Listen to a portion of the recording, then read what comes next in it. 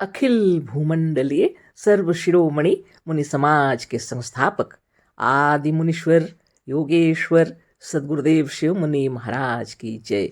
उपस्थित मुनि वृंद, साधु सज्जन वृंद, संत वृंद, साधक वृंद, आध्यात्म ज्ञान के जिज्ञासुओं और प्रेमियों, सभी श्रोता वृंद, आप सभी को मेरा कोटिशः नमन, सप्रेम जय जय। तो आध्यात्मिक चर्चा चल रही है और हम लोग सद्गुरुदेव शिव मुनि महाराज रचित ग्रंथ ईशावास्योपनिषद का निष्पक्ष भाष्य के अंतर्गत अध्याय 6 पर विचार कर रहे हैं और वेद मंत्रों के सिद्धांत पर चर्चा हो रही है और आगे एक छोटा शीर्षक भी दिए हैं सद्गुरुदेव। अब उस पर चर्चा हम लोग करेंगे। शीर्षक दिए हैं गुरुदेव, इस वेद मंत्र का तात्पर्य। तो वेद मंत्र के मंत्रार्थ बतलाए, भावार्थ बतलाए, पदच्छेद करके समझा दिए और अभी आगे लिखते हैं इस वेद मंत्र का तात्पर्य।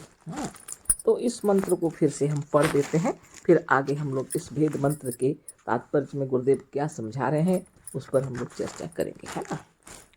तो मंत्र है यजुर्वेद के 40वें अध्याय का या ईशावास्य उपनिषद का 6वां मंत्र। यस्तु सर्वाणि भूतानि आत्मन्येवानुपश्यति सर्वभूतेषु चात्मानं ततो न विचिकित्सति। यह है आपका मंत्र, वेद मंत्र, है ना। और ये यजुर्वेद के 40वें अध्याय का मंत्र है और इसको ईशावास्य उपनिषद का मंत्र कहते हैं, 6वां मंत्र है ना। इसका भावार्थ गुरुदेव बता रहे थे और मंत्रार्थ भी सब पढ़ लिए। तो एक बार भावार्थ को पढ़ के आगे इस वेद के मंत्र का तात्पर्य पढ़ते हैं। भावार्थ में दिए हैं, इस मंत्र का भावार्थ यह है कि जो योग विधि से चित्त की वृत्तियों को बाहर से मोड़कर या फेर कर अथवा संसार की ओर से मुड़कर संसार की ओर से आंख बंद कर ध्यान अवस्थित होकर भीतर की ओर होकर इस आत्म रूपी आत्मा परमात्मा को या ईश्वर को देखता है या देख लेता है, उसकी सारी शंकाएं मिट जाती हैं और ऐसा मनुष्य निशंक, निडर और निर्भय हो जाता है। ये भावार्थ है। तो आगे इस वेद मंत्र के तात्पर्य के बारे में पढ़ते हैं। तो निशंक, निडर और निर्भय होने के लिए निश्चित ही योग साधन करना पड़ेगा, है ना। और अपनी अंतर आत्मा के अंदर आत्मा रूपी परमात्मा को या ईश्वर को भीतर ही देखना है और वही सच्चा है। तो इस वेद मंत्र का तात्पर्य गुरुदेव लिख रहे हैं, वेद के इस मंत्र में योग साधन का वर्णन है। यही कारण है कि वेद के इस मंत्र में केवल पश्यति शब्द ना आकर अनुपश्यति शब्द आया है। अनु का अर्थ है पीछे। इतने सुंदर तरीके से सद्गुरुदेव समझाते हैं, है ना। सद्गुरुदेव शिव मुनि महाराज की जय। वेद के इस मंत्र में योग साधन का वर्णन है। यही कारण है कि वेद के इस मंत्र में केवल पश्यति शब्द ना आकर अनुपश्यति शब्द आया है। अनु का अर्थ है पीछे। अनुचर, अनुयायी, अनुमोदन, अनुगामी, अनुपान और अनुवाद आदि सब शब्दों में अनु का अर्थ पीछे होता है, आगे या सामने नहीं। इतना अच्छी तरह से समझा दिए गुरुदेव कि अनुचर, अनुयायी, अनुमोदन, अनुगामी, अनुपान और अनुवाद जैसे उदाहरण दिए हैं। इन सभी शब्दों में अनु लगा हुआ है और अनु का अर्थ होता है पीछे, आगे या सामने नहीं।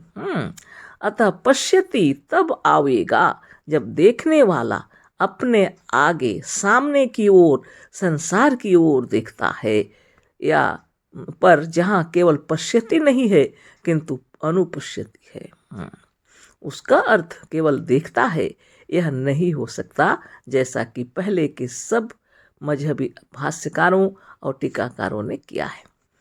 सद्गुरुदेव बतला रहे हैं कि पश्यति तब आवेगा जब देखने वाला सामने की ओर या संसार की ओर देखता है, पर यहाँ लिखा हुआ है अनुपश्यति, है ना, जिसका अर्थ है जो देखता है सिर्फ नहीं, लेकिन क्या करता है, देखने वाला, है ना, यह नहीं हो सकता केवल देख रहा है। भाष्यकार लोगों ने गलत किया है, गुरुदेव बतला रहे हैं। इसका बात मतलब साफ यह है, बात बहुत साफ है। यदि इस मंत्र का प्रयोजन सामने या आगे आंख खोलकर ईश्वर को देखने से होता तो केवल पश्यति शब्द होता, अनुपश्यति नहीं। पश्यति के आगे जो अनु शब्द बैठा है वह बिना प्रयोजन नहीं है। वेद ऐसी पुस्तकों में बिना प्रयोजन, निरर्थक या व्यर्थ में किसी शब्द का प्रयोग नहीं हो सकता। तो अनु का मतलब पीछे बता रहे हैं गुरुदेव, उसको समझा रहे हैं कि वेद ऐसी महिमा की पूर्ण जो योग्य बातें लिखी जाती हैं वेद में, ऐसी जुल फजूल बातें नहीं होंगी। अनु शब्द की महिमा है, बता रहे हैं गुरुदेव, है ना। तो अनु शब्द का मतलब होता है पीछे। अतः अनुपश्यति का अर्थ कदापि वही नहीं है जो पश्यति कहा है। बहुत से भाष्यकार समझ लिए पश्यति माने देखना, पर गुरुदेव बतला रहे हैं अनुपश्यति का विशेष महिमा। पर पूर्व काल के अयोगी, अज्ञानी और मजहबी से पक्षपात से अंधे भाष्यकारों और टीकाकारों ने विचार नहीं किया। बात यह है कि उनका मतलब तो ईश्वर को दिखाने से था, जो उनके मतानुसार भीतर की अपेक्षा बाहर ही अधिक फैला हुआ है। पर यहाँ इस मंत्र में किसी भी मजहबी ईश्वर का गंध तक नहीं है। इसमें ईश्वरोपासना नहीं है, आत्मोपासना है। प्रत्येक मनुष्य की आत्मा, जीव या जीवात्मा अथवा अपना निज और अपना आप भीतर की ओर है, बाहर नहीं। मजहबी ईश्वर अलबत्ता मजहबी लोगों के मंतव्यानुसार बाहर मंदिरों में, मस्जिदों में, गिरजाघरों में, मक्के मदीने में, तीर्थों में या निराकार रूप से प्रकृति परमाणु में सारे संसार में है। पर वेद के मंत्र तो ऐसे सब प्रकार के मजहबी ईश्वर से कोई मतलब नहीं रखते। वेद तो आत्मा से मतलब रखते हैं, जो बाहर नहीं, संसार में नहीं, किंतु सबके भीतर या सबके हृदय में है। यही कारण है कि मजहबी लोग आंख खोलकर ईश्वरोपासना और प्रार्थना करते हैं, और योगी मुनि बाहर से मुड़कर संसार की ओर से वृत्तियों को लौटाकर अपनी आँखों को बंद कर भीतर की ओर आकर स्वरूपस्थ समाधिस्थ होकर आत्मोपासना करते हैं। इसी से इस मंत्र में केवल पश्यति नहीं, अनुपश्यति है। देखिए कितनी बड़ी बात है ना। अनुचर, अनुयायी, अनुमोदन, अनुगामी, अनुपान और अनुवाद, और ऐसे जो शब्द हैं सबके पीछे अनु लगा हुआ है, और जिसका मतलब पीछे होता है, सामने नहीं। अतः गुरुदेव बोले पश्यति का मतलब सिर्फ देखने का मतलब होता है। देखना मतलब होता है बाहरी संसार को देखना, बाहर की ओर देखना। पर इसमें अनुपश्यति लिखा है, इसका मतलब गुरुदेव बतला रहे हैं कि बाहर से मुड़कर, संसार से हटकर और आंखें बंद कर अपने भीतर की ओर देखना है, सामने की ओर नहीं, है ना। अपने भीतर पीछे की ओर देखना है ना। अनु का मतलब ही होता है भीतर पीछे, आगे नहीं, है ना, सामने नहीं। इसी को गुरुदेव बतला रहे हैं। और लोग जो पक्षपात के कारण ईश्वर का अंदर में देखने का बात तो नहीं कर सकते, क्योंकि उनके विचार से ईश्वर बाहर अधिक फैले हुए हैं। गुरुदेव बतला रहे हैं सबके विचार ऐसे हैं कि ईश्वर मंदिर में, मस्जिद में, गिरजाघरों में, मक्के मदीने में, तीर्थों में या निराकार रूप से प्रकृति परमाणु में सारे संसार में है। पर वेद के मंत्र तो ऐसे सब प्रकार के मजहब ईश्वर से कोई मतलब नहीं रखते। वेद तो आत्मा से मतलब रखते हैं, जो बाहर नहीं, संसार में नहीं, किंतु सबके भीतर या सबके हृदय में है। यही कारण है कि मजहबी लोग आँख खोलकर ईश्वरोपासना और प्रार्थना करते हैं, और योगी मुनि बाहर से मुड़कर संसार की ओर से वृत्तियों को लौटाकर अपनी आँखों को बंद कर भीतर की ओर आकर स्वरूपस्थ समाधिस्थ होकर आत्मोपासना करते हैं। जितने लोग आँख खोल करके प्रार्थना करते हैं, बाहर में ईश्वर को देखते हैं, कोई ऊपर आसमान की ओर देख रहा। लेकिन यह भी विचित्र बात है, जब ध्यान लगने लगती है ना, तो मजहबी लोगों की आंखें भी बंद हो जाती हैं, है ना। सच्चा ईश्वर जो भीतर है वो अपने ओर पुकारने लगता है।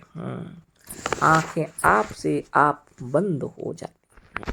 ईश्वर को देखते हैं खुली आंखों में, आकाश की ओर, आसमान की ओर, मंदिरों में, मस्जिदों में, गिरजाघरों में, कहीं पर भी, या मूर्तियों में, कहीं पर भी ईश्वर को देख रहे हैं। लेकिन जब ध्यान लगने लगता है तो मजहबी लोगों की आंखें भी बंद हो जाती हैं अंतरात्मा की ओर। जो सच्चाई है उसे कोई हटा नहीं सकता। लेकिन वेद के ये मंत्र गुरुदेव बतला रहे हैं, योग साधन के विषय में बतला रहे हैं। इस वेद में साधन की महिमा बतलाई गई है ना। संसार के क्षेत्र से हटकर आपको अपने भीतर की ओर आने की बात वेद बतला रहे हैं। संसार क्षेत्र में कुछ भी नहीं है, जो कुछ है आपके अंतर आत्मा है, और इसी का विस्तार विश्व में फैला हुआ है। अच्छी तरह समझ जाएंगे जिस दिन, उस दिन आपको मालूम हो जाएगा कि ईश्वर मजहबी लोगों के मंतव्यानुसार मंदिरों में, मस्जिदों में, गिरजाघरों में, मक्के मदीने में, तीर्थों में निराकार रूप से प्रकृति परमाणु में सारे संसार में व्याप्त नहीं रहा। वह तो अपने भीतर है, अपने हृदय में है ना। वह कोई दूसरा नहीं, स्वयं आप अपनी आत्मा के अंदर में स्वयं विराज रहे हैं, आप ही हैं ना। गुरुदेव कहते हैं मैंने ईश्वर को देखा है, पर इन आँखों से नहीं, ज्ञान चक्षु से, बाहर नहीं भीतर, वह कोई दूसरा नहीं, स्वयं अपना आप है ना। तो जब आप समाधिस्थ होंगे, स्वरूपस्थ होंगे, आत्मोपासना करते करते, तब आपको मालूम होगा कि अनुपश्यति का मतलब होता है भीतर अपनी आत्मा में स्थित होना, भीतर अपनी आत्मा में देखना है ना। आत्मा रूपी परमात्मा को देखना। जो ईश्वर को देखते हैं वो बाहर की ओर देखते हैं, लेकिन मुनि लोग आंख बंद करके आत्मा रूपी परमात्मा को या इसी को ही ईश्वर कह करके देखते हैं, बाहर की नहीं, और उनकी सारी शंकाएं मिट जाती हैं। तब ऐसा मनुष्य निशंक, निडर और निर्भय हो जाता है। जिस दिन आपको मालूम हो जाएगा है ना, ईश्वर मंदिर में, मस्जिद में, गिरजाघरों में, मक्के मदीने में, बाहर प्रकृति परमाणुओं में या तीर्थ स्थानों में नहीं रहते, वो तो हृदय में विराजमान है। जिस दिन आपको यह ज्ञान हो जाएगा है ना, तब क्या दिखेगा आपको, सारी दुनिया आनंदमय दिखेगी। सबके हृदय में विराजमान ईश्वर को देख करके आपके व्यवहार बदल जाएंगे है ना। इसीलिए योग साधन में अष्टांग योग बतलाए जाते हैं। यम, नियम, आसन, प्राणायाम, प्रत्याहार, धारणा, ध्यान और समाधि। अकेले बैठकर यह नहीं है, यह जगत के साथ तालमेल बिठाकर योग साधन भी है। यम के अंतर्गत अहिंसा, सत्य, अस्तेय, ब्रह्मचर्य, अपरिग्रह है।